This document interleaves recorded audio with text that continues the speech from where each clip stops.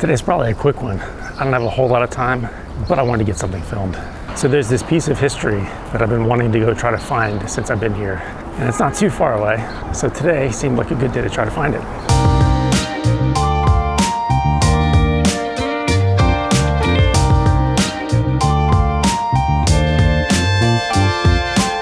I just ran into a couple people that I know on the street. What's been interesting is that since we moved here, it's actually more of a sense of like neighborhood community in this huge city than I've ever experienced living anywhere else. You see people all the time just out on the street. Hey, how's it going? Good to see you.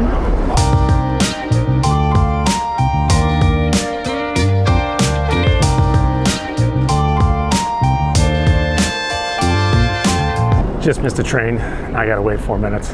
That's all right.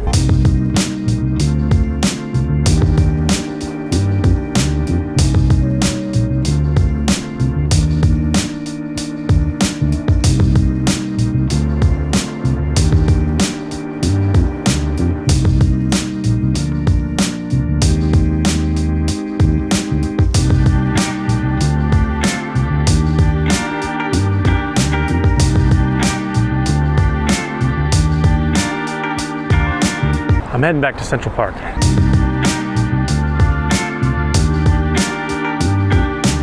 It's a memorial for a World War I regiment from New York.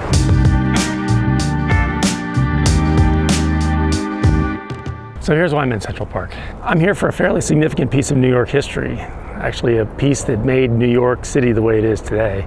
In 1811, there was something called the Commissioner's Plan, which is sometimes known as the Grid Plan. That's where they decided that even though the very southern tip of the island was kind of a mishmash of streets that had ended up wherever anyone had put them, as the city was beginning to expand, they decided that they were going to place a grid across all the rest of Manhattan. And from that grid, that laid out where the streets and the avenues would be as they developed further north. And that's the same plan that they still have today. All the streets and avenues are exactly where they laid them out back in 1811. After they laid out that grid plan, a surveyor named John Randel Jr. went all up and down the island, placing metal spikes to mark out where all the avenues and streets would be. Most of those are gone, but there are one or two that are left in Central Park where they didn't ever put the streets and avenues. Typically, it's a pretty closely guarded secret where those are. I've been able to glean some information about where one might be, and that's what I'm gonna go try to find today.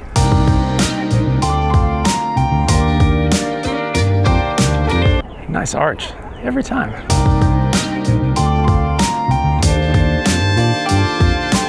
I'm back with Shakespeare up at the top of the mall.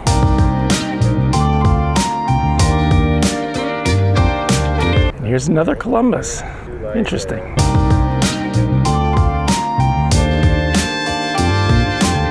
The weather's been downright spring-like for the past couple days. I'm not sure if I'm ready for this.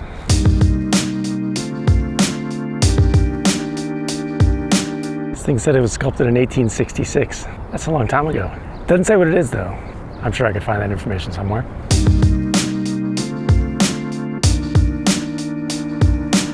This is one of those transverses where the cars can actually get through the park, but kind of under the park. This is the one at about 65th Street. And this one has to do with that building right over there, which is where I'm gonna go now.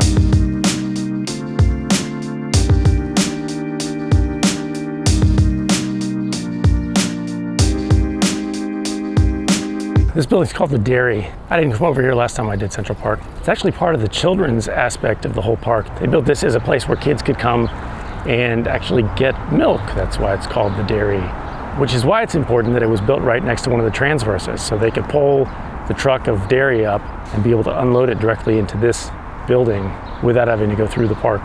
That's what I've heard anyway. Now it looks like it's a gift shop and snack bar. You know.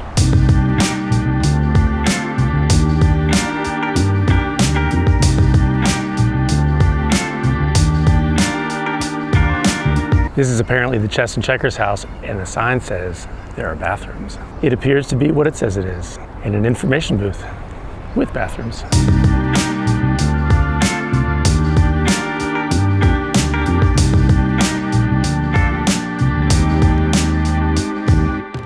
The Central Park Carousel is right over there, which fits into the whole children's area of Central Park as well.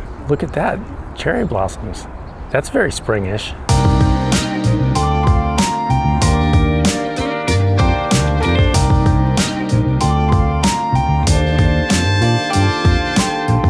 Nice arch.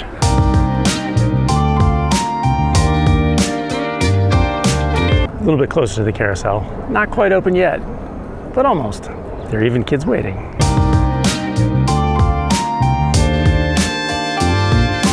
All right, let's go find that bolt. So again, in the Commissioner's Plan of 1811, everything above Houston Street, up to 155th, I think, had this grid laid out over it that laid out all of the avenues and the streets. And so they went in and surveyed and put all these bolts in the rocks to show where the corners of the streets would be. And they could base the lots that would be sold later from that. So most of the city's already been carved up. The bolts are all gone because the streets are there. But there are apparently a few places, like here in Central Park, where you can find a bolt, put there most likely by John Randel himself. It's just still there. It's crazy. It's pretty cool.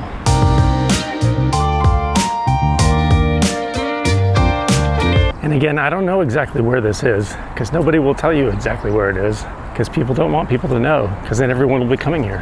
So I'm going to look around and hopefully I can find it. Lots of other people have found it, so let's see.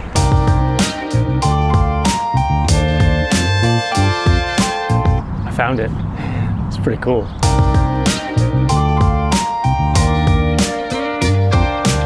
Well, that was that. Pretty cool. I've been wanting to try to find that since I've been up here. It wasn't too hard. No one will tell you exactly where it is, but someone's put it out there. I'm not going to tell you where it is. You can go find it yourself if you want to. It would spoil the fun for you. It's crazy to be around history like that, though. And it's everywhere here. And now it's time to start heading home. Short day. I got other stuff going on, though.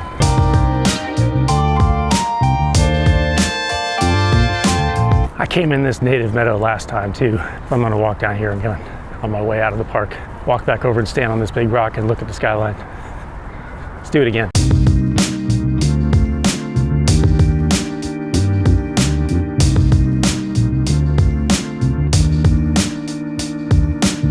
It's a pretty amazing view, which leads to architecture conversations. I don't love the super talls from an architectural perspective, but they're really impressive from a man that's big perspective.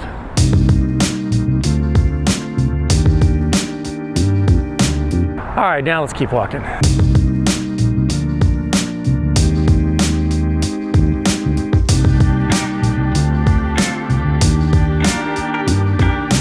No illegal art.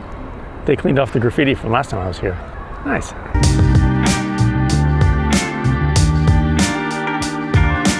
Central Park is still one of my favorite places. It really is an amazing place.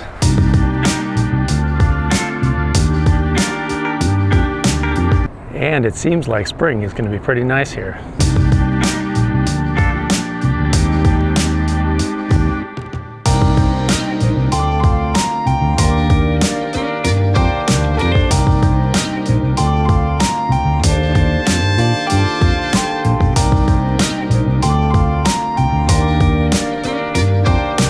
That was a quick but fun trip. A tiny little important piece of history of New York. Pretty cool. This is the Park Avenue Armory, which was built up here before all the rich people started moving up here. And then when the rich people did move up here, this became kind of the rich man's regiment. Now it's used as an art space and an event hall.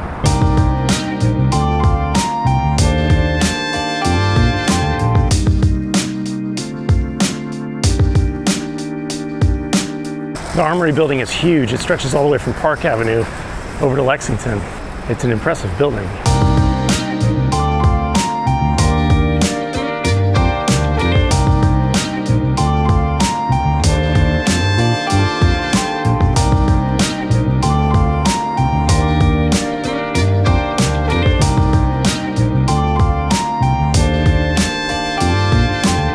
Well, I'm back up to the east side, even though today, arguably, I may not have even left the Upper East Side. Fun little trip, though.